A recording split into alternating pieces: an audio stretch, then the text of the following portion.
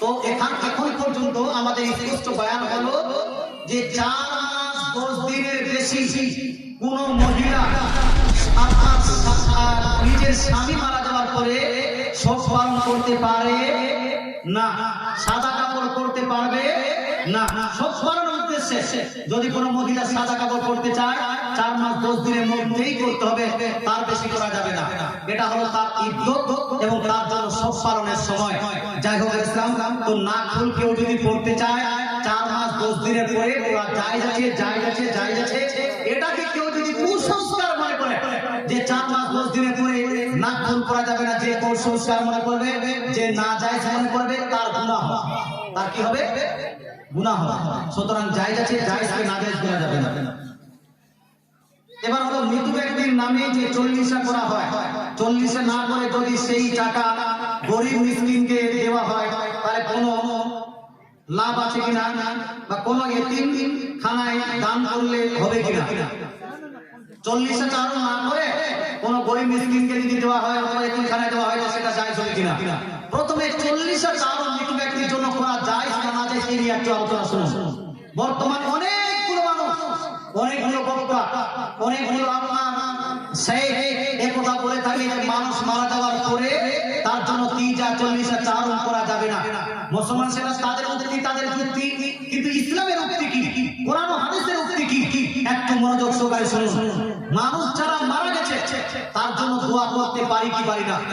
হ্যাঁ, আচ্ছা 40 চারণে কি করেন একটু মনোযোগ সহকারে শুনুন। আমরা 40 মৃত ব্যক্তির জন্য দোয়া করি নাকি? খাবারের আয়োজন করি, দান সদকা করি, মিলাদ করি, আপনার মাহফিল করি, কোরআন তেলাওয়াত করি, কবর জিয়ারত করি নাকি? এইগুলা কাজ করি। এইগুলো কাজ যদি 4 দিনে করা হয় তাহলে এটাকে বলা হয় চাহারুন। কি বলা হয়? চাহারুন। এই সেম কাজগুলো যদি 10 দিনে করা হয় তাহলে সেটাকে কি বলি আমরা? দোসওয়া। এই সেম কাজগুলো যদি 40 দিনে করা হয় তাহলে আমরা সেটাকে কি বলি? 40। এই সেম গুলো কাজ যদি আপনার 39 দিনে করা হতো তাহলে ওটাকে কি বলা হতো? 39। কেউ যদি এই আপনার সেম কাজগুলো এই কাজগুলো 41 দিনে গিয়ে করতো তাহলে সেটাকে কি বলা হবে? 41। কেউ যদি এই সেম কাজগুলো 20 দিনে গিয়ে করে তাহলে ওটা হয়ে যাবে 20। এই সেম কাজগুলো যদি কেউ 30 দিনে করে, 30 দিনে গিয়ে করে তাহলে ওটা হবে 30। কথা বুঝতে পারছেন না? আচ্ছা, এই যে নামগুলো করছে 40, 4, 30, 20, দোসওয়া, এই নামগুলো কি হিসাবে করছে? বা এই কাজ হিসেবে করছে না দিন হিসাবে? দিন হিসাবে। জোরে বলুন না, দিন হিসাবে। তো আমাদের যেটা লক্ষণীয় বিষয় সেটা হলো যে আমরা মৃত ব্যক্তির জন্য যে 40 চারণ করি, এখানে লক্ষণীয় বিষয়টা দিনটা লক্ষণীয় বিষয়। আসল উদ্দেশ্য কোনটা? দিন না আপনার কাজগুলো কোনটা? এই জোরে বলুন না বাবা, কাজগুলো না দিন? নামগুলো তো পড়ে যাচ্ছে দিন হিসেবে। 3 দিনে গিয়ে করো তো 30 হয়ে যায়, 4 দিনে গিয়ে এই কাজগুলো করো, কবর জিয়ারত দেওয়া, খায়ের মাহফিল ইত্যাদি যদি করো তাহলে ওটাকে চাহারুন বলা হয়। 5 দিনে গিয়ে করলে পান্তুন বলা হবে। এটাকে যদি 10 দিনে গিয়ে করি তাহলে 10 হয়ে যাবে। 11 দিনে গিয়ে করলে 11 হবে। 12 দিন করলে 12 হবে। এটাকে যদি 13 দিনে করে তাহলে 13 হবে। কথা বুঝতে পারছেন না? তো নামগুলো পরিবর্তন হচ্ছে কিসের জন্য? দিনের জন্য, কাজের জন্য হচ্ছে না। এবার আমাদের নামের প্রয়োজন নাই, কাজের প্রয়োজন আছে কি না?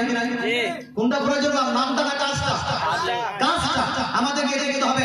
যেই কাজগুলো আমরা 30 করছি, যেই কাজগুলো আমরা 40 করছি, যেই কাজগুলো আমরা চাহারণে করছি, যেই কাজগুলো আমরা 20 করছি, এই কাজগুলো আমাদের জন্য জায়েজ না না জায়েজ? এই প্রসঙ্গে কয়েকটা হাদিস শুনতে হবে। হাদিস শুনতে রাজি আছে? যারা যারা রাজি একটু হাত তুলে বলুন ইয়া রাসূলুল্লাহ। মা বোনরা শুনুন, বাপ মারা গেছে, কোরআন তেলাওয়াত করতে পারবেন কিনা? বাপ মা মারা গেছে, তাসবিহ তাহলিল করতে পারবেন কিনা? বাপ মা মারা গেছে, কলেমা জারি করতে পারবেন কিনা? বাপ মা মারা গেছে, সেই বাপ মায়ের জন্য দোয়া করতে পারবেন কিনা? তো কোরআন শরীফের মধ্যে সূরা হাসর আয়াত নাম্বার 10 আল্লাহ তাআলা বলেন, ওয়াল্লাযীনা জাউ মিন বাদিহিম ইয়াকুলুনা রব্বানা ইগফির লানা ওয়া লিইখওয়ানিনা আল্লাযীনা সাবাকুনা বিল ঈমান। আল্লাহ তাআলা বলছেন ওয়াল্লাযীনা জাউ মিন বাদিহিম, যারা পরবর্তীতে এসেছে, যারা পরবর্তীতে করে এসেছে, এরা দোয়া করছে আল্লাহ তুমি আমাদেরকেও মাফ করো আর আমাদের পূর্বে যারা ঈমান নিয়ে ইন্তেকাল করে গেছে তাদেরকে তুমি ক্ষমা করো, জোরে বলেন সুবহানাল্লাহ। অর্থাৎ আল্লাহ তাআলা সেই ব্যক্তিদের দোয়াকে নকল করেছেন এখানে, যেই ব্যক্তিরা নিজেদের জন্য এবং নিজের পূর্বপুরুষদের জন্য যারা ঈমানের সহিত ইন্তেকাল করেছেন উভয়ের জন্য ক্ষমা প্রার্থনা করছে, মাগফিরাত দোয়া করছে, মাগফিরাতের দোয়া করছে, আল্লাহ তাআলা সেটাকে সাপোর্ট করছে। আল্লাহ তাআলা সেটাকে কি করছে? সাপোর্ট করছে।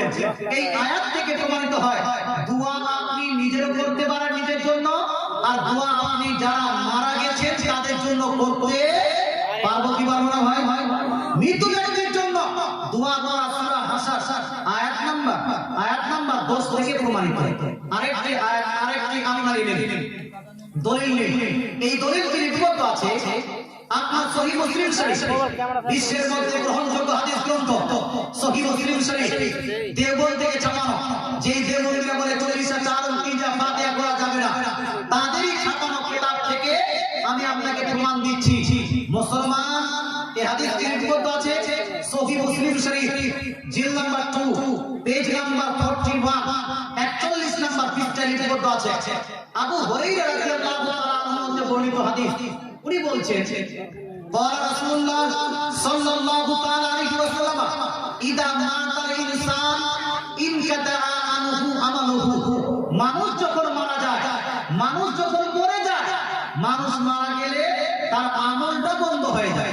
কি বন্ধ হয় ভাই? আমল বন্ধ হয়। আমল বন্ধ হয় মানে কি? মানুষ মারা যাওয়ার পরে নামাজ পড়তে পারবে না, মানুষ মারা যাওয়ার পরে যাকাত দিতে পারবে না, মানুষ মারা গেলে আর আপনার হজ করতে পারবে না। মানুষ যদি মারা যায় কবরে গিয়ে যদি আপনি লা ইলাহা ইল্লাল্লাহ মুহাম্মাদুর রাসূলুল্লাহ পড়েন, আপনার লাভ হবে না। কোন কাফির যদি ইন্তেকাল করার পরে কলেমা পড়ে নেয়, সে মুসলমান হবে ভাই? এই মরার পরে কলেমা পড়লে মুসলমান হবে? মরার পরে কলেমা পড়লে মুসলমান হবে না। আমার নবী, আপনার নবী, দয়ার নবী, মায়ের নবী বলছেন ইদা মাতাল ইনসান, মানুষ যখন মারা যায়, ইনকাদা আনহু আমালুহু, তার আমলটা বন্ধ হয়ে যায়। আমল, অ্যাকশন, অ্যাক্টিভিটি আমল বন্ধ হয়ে যায়, নামাজ রোজা করতে পারবে না। ইল্লা মিন সালাসা, কিন্তু তিনটি কাজ দ্বারা তার ইন্তেকালের পরেও তার কাছে নেকি পৌঁছাতে থাকবে। জোরে বলেন সুবহানাল্লাহ। তিনটি কাজের মাধ্যমে তার ইন্তেকালের পরেও তার কাছে নেকি পৌঁছাতে থাকবে। কি কি কাজ? নবী বলছেন সাদকাতুন জারিয়া। একটা হলো আপনার সাদকায়ে জারিয়া, যেটা বলা হয় কন্টিনিউয়াসলি ডোনেশন। যেমন মসজিদে দান করলেন, আপনি মরে যাওয়ার পরেও আপনি এই দানের নেকি পেতে থাকবেন। মাদ্রাসায় দান করলেন, মরে যাওয়ার পরেও আপনি সেই নেকি পেতে থাকবেন। একটা রাস্তা বানিয়ে দিয়েছে, রাস্তা বানানোর কারণে মানুষের অনেক সুবিধা হয়েছে, মুসলমান বা হিন্দুদের সুবিধা হয়েছে। এই রাস্তা বানানোর কারণে যেই আপনার নেকিটা হবে, আপনি মারা যাবেন, মারা যাওয়ার পরেও রাস্তাতে যত মানুষ চলাফেরা করবে সবার সুবিধা হয়েছে বলে আপনি নেকি পেতে থাকবেন। একটা গাছ লাগিয়ে দিয়েছে, মরার আগে, মরার পরে ওই গাছের যদি ফল কোনো পাখি খায়, কোনো মানুষ খায়, কোনো বাচ্চা খায়, ওই আপনার গাছের নিচে বসে কোনো মানুষ যদি ছায়া গ্রহণ করে, ওই গাছের পাতা কোনো যদি পশু খায়, আর কবরের কাছে নেকি পৌঁছাতে থাকবে। জোরে বলে সুবহানাল্লাহ। এইটাকে বলা হয় সাদকায়ে জারিয়া। একটা হলো সাদকায়ে জারিয়া। দুই নাম্বার, আল্লাহ তাআলা রাসূল বলছেন আও ইলমিন ইউনতাফাউ বিহি, বা এমন জ্ঞান যে জ্ঞানটা মানুষের জন্য লাভজনক। যেমন আপনার মারা যাওয়ার পরে বা আপনার মারা যাওয়ার আগে আপনি কোনো বই লিখে গেলেন, অথবা আপনার মরে যাওয়ার পরে একটা আপনার ইসালে সওয়াবের জন্য একটা মাহফিল করা হলো, সেই মাহফিলে উলামায়ে কিরামকে ডাকা হলো আর মানুষকে ইসলামিক শিক্ষা দেওয়া হচ্ছে। কথা বুঝতে পারছেন না? মানুষকে ইসলামিক শিক্ষা দেওয়া হচ্ছে। এই মানুষকে যদি ইসলামিক শিক্ষা দেওয়া হয়, তাহলে এই শিক্ষার কারণে কোনো মানুষ যদি হেদায়েত পেয়ে যায়, ওই হেদায়েত পাওয়ার নেকিটা আপনার মরার পরে আপনি কবরে পেয়ে যাবেন। জোরে বলেন সুবহানাল্লাহ। এই জন্য আমরা মানুষ মারা যাওয়ার পরে তার ইসালে সওয়াবের জন্য একটা মিলাদের ব্যবস্থা করি, একটা মাহফিলের ব্যবস্থা করি, একটা জালসার ব্যবস্থা করি, যাতে জালসার মাধ্যমে তার কাছে নেকি পৌঁছাতে থাকে। মুসলমান, আরো আল্লাহ তাআলা রাসূল ইরশাদ করেন, তিন, এক হলো সাদকায়ে জারিয়া, দুই নাফাজনক লাভজনক জ্ঞান বিতরণ করা, তিন নবীজি বলছেন আও ওয়ালাদিন সালিহিন ইয়াদউ লাহু, তার যদি কোনো পুত্র, তার সন্তান সন্ততি পৃথিবীতে বাঁচে থাকে, এই সন্তান সন্ততি